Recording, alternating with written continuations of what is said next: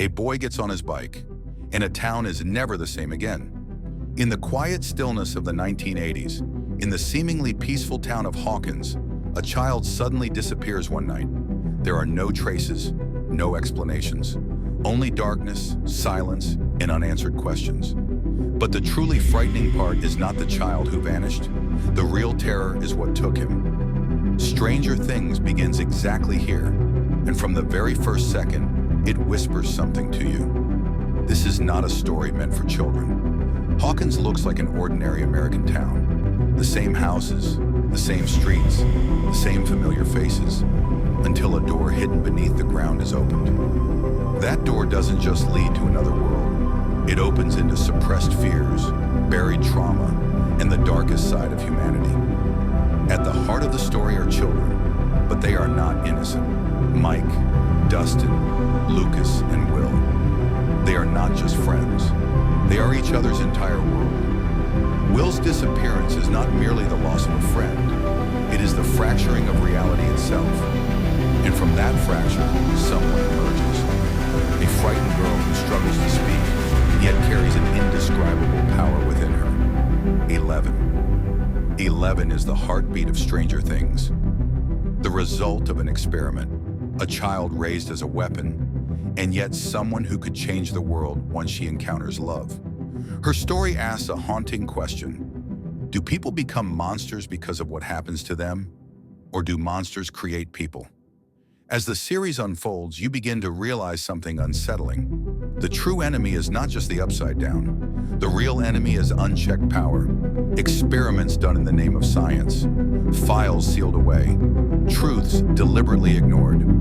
The Upside Down is not merely an alternate dimension. It is a decaying reflection of Hawkins itself. The same streets, the same houses, but with no hope, no light. And the creatures that live there feed on human fear.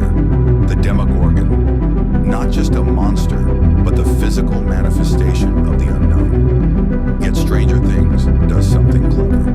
With each season, while presenting a bigger threat, it actually makes the enemy deeper. Over time, we understand that this world does not belong to a single creature. There is a mind behind it all. A darkness that connects everything, controls it, whispers constantly. And this darkness doesn't just invade bodies, it invades minds. The characters grow up. The children are no longer children. And this is one of the most ruthless truths of the series.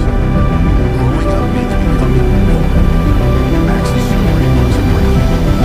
Loss, guilt, isolation, and an unprotected soul. When Vecna enters the scene, we realize something chilling. This story is no longer just trying to scare us. It wants to wound us. Vecna is not merely a monster. He is trauma given form. The past that refuses to let go. The thing you think you escaped, waiting patiently for you. Here, Stranger Things shifts genres.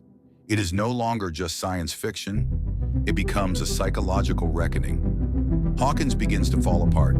Friendships are tested.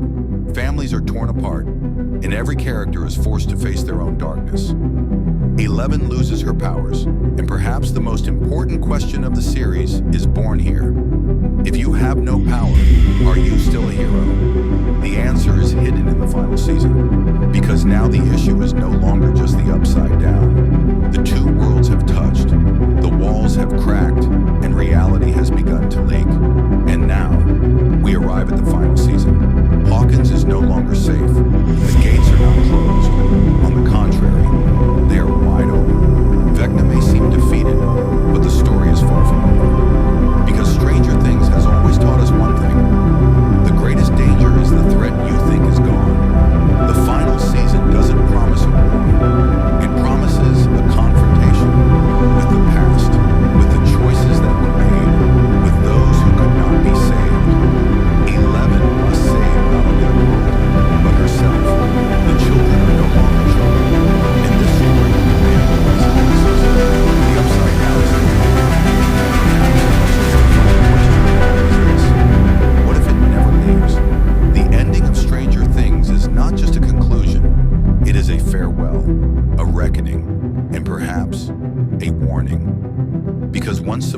open, you can no longer just watch. You step inside. And Stranger Things did exactly that.